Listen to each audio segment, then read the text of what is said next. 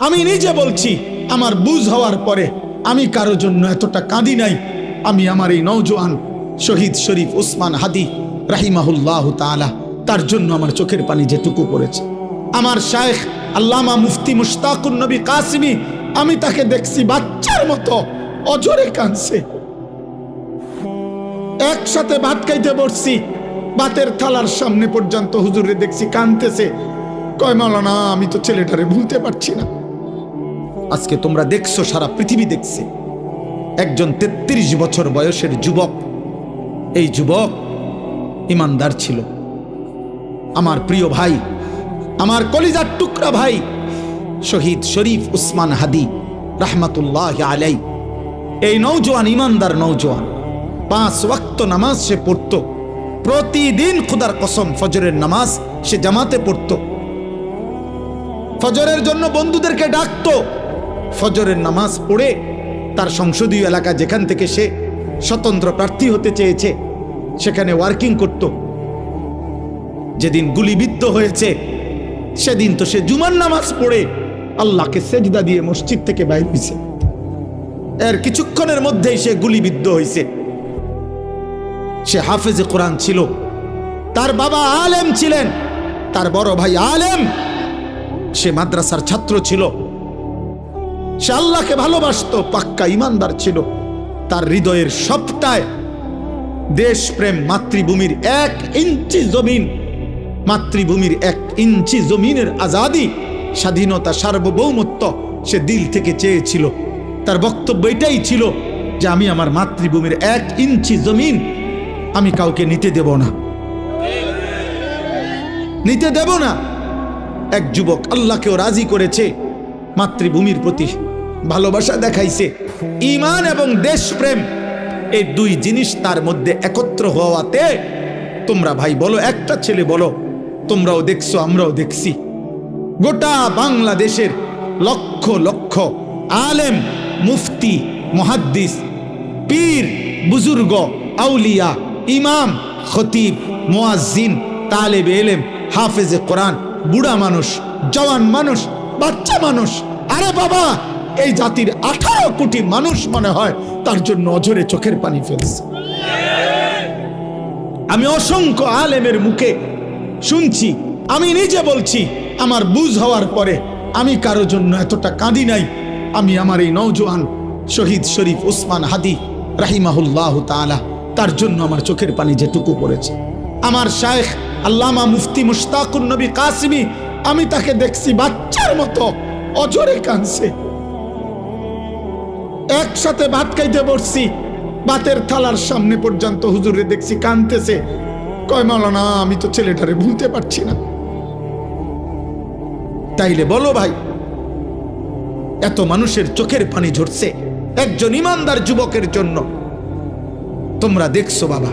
অতএব তোমাদের কাছে বলি, বাপ, মরিলে এমন মরাই মইরো, বাঁচলে এমন বাঁচাই বাইছ। এই পৃথিবী তোমারে মনে রাখবে না রে আব্বা। এই নারী, ছবি, মোবাইল, অশ্লীল দৃশ্য, জিনা, ব্যভিচার, মদ, জুয়া, বন্ধুদের অসৎ আড্ডা, রাত্র দিন মোবাইলের আসক্তি, আর 1 ওয়াক্ত নামাজের সেজদা নাই। খোদার কসম, রব্বে কাবার কসম, এই পৃথিবী তোমারে মনে রাখবে না। তোমারে মনে রাখবে, পৃথিবী শ্রদ্ধা করে না। দুনিয়া তো নাফরমানও ভোগ করে, কিন্তু পৃথিবী তাকে সম্মান করে না। ফেরাউন, এই নাম, এই বেঈমান, তো পৃথিবী ভোগ করছে। সে তো বাদশা ছিল, কিন্তু আজকের পৃথিবীতে কোনো মানুষ মুসলমান দূরে থাক বেটা, কোনো মানুষ কোনো কুত্তার নামও রাখে না ফেরাউন। এই পৃথিবীর কোনো কুত্তার নাম নাই ফেরাউন। এই পৃথিবীর কোনো কুত্তার নাম নাই নমরুদ। এই পৃথিবীর কোনো কুত্তার নাম কেউ আবু জাহেল রাখে না। এই পৃথিবীর কোনো কুত্তার নাম কেউ আবু লাহাব রাখে না। কিন্তু 1450 বছর আগে এক গোলাম, কৃতদাস, হাবশি গোলাম, নিগ্রু, কালো গোলাম, সে আল্লাহকে রাজি করেছে। নবী সাল্লাল্লাহু আলাইহি সাল্লামের ভালোবাসা বুকে নিয়ে কবরে গেছে। আজকে 1450 বছর পরেও পৃথিবীর লক্ষ কোটি ইমানদারের সন্তানের নাম বেলাল।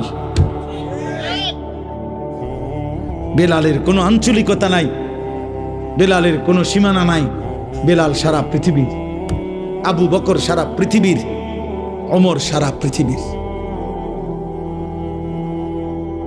1000 বছর পরেও ইনশাআল্লাহ মনে রাখবা, এই মাটির যদি আরো 1000 বছর পরেও এই জমিন, আমার বাংলার জমিন টিকে থাকে, তো 1000 বছর পরের বাচ্চাটাও ইনশাআল্লাহ শহীদ শরীফ ওসমান হাদির নাম জানবে, ওকে চিনবে, ওকে চিনবে। জুনায়েদ বাগদাদির নাম সবাই জানে, বাগদাদের আর কোনো ধনীর নাম কেউ জানে না। বাইজিদ বুস্তামির নাম সবাই জানে, বুস্তাম নগরীর কোন সম্পদশালী ক্ষমতাধর ব্যক্তির নাম কেউ জানে না। আব্দুল কাদের জিলানী রাহমাতুল্লাহ আলাইহির নাম সবাই জানে, কিন্তু ওনার ওই বাগদাদের, ইরাকের ওই সময়কার কোন ধনাঢ্য ক্ষমতাধর কোন ব্যক্তির নাম পৃথিবী জানে না। রাবেয়া বসরির নাম সবাই জানে, কিন্তু ওই জামানার কোন সুন্দরী রূপসী নর্তকীর নাম পৃথিবী জানে না। বেঈমানের নাম থাকে না, নাফরমানের নাম থাকে না, ইমানদারের নাম কলিজায় কলিজায় বসে যায়, ইমানদারের নাম আরশে আজিমে লেখা হয়ে যায়। ফেরো, তুমি ফেরো, আল্লাহর দিকে ফেরো, আল্লাহর দিকে ফেরো।